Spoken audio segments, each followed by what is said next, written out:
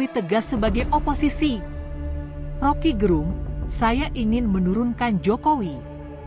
Sebagai seorang pengamat politik dan akademisi, Rocky Gerung memang selalu terang-terangan mengatakan dirinya berdiri sebagai oposisi. Bukan oposisi partai, namun oposisi pemerintah.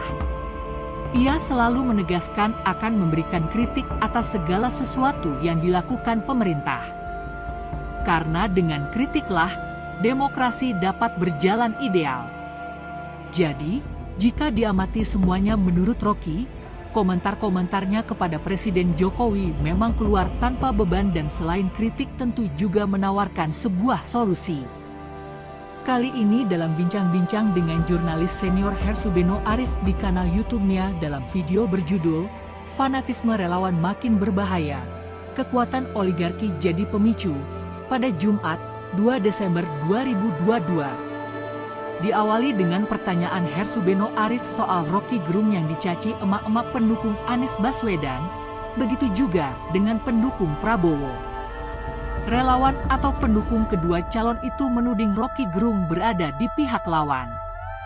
Sebagai akademisi, Rocky Gerung menjelaskan bahwa fanatisme ini harus dihilangkan untuk tataran demokrasi yang lebih baik, supaya rakyat tidak terkotak-kotak dalam pandangan pro dan kontra.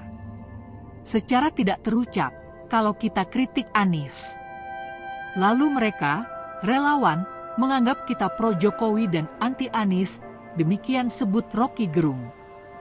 Ini bahayanya. Padahal, kita mau tuntut bangsa ini pulihkan akal sehat supaya tidak terjadi seperti 2019. Semua bergerombol di sekitar Prabowo, lalu Prabowo pergi ke kekuasaan, terangnya.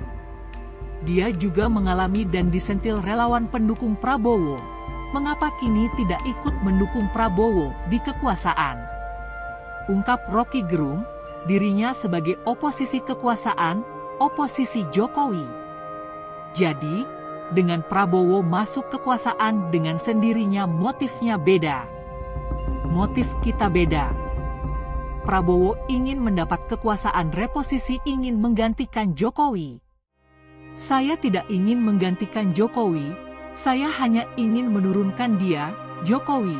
Demikian terang Rocky Gerung kepada relawan Prabowo.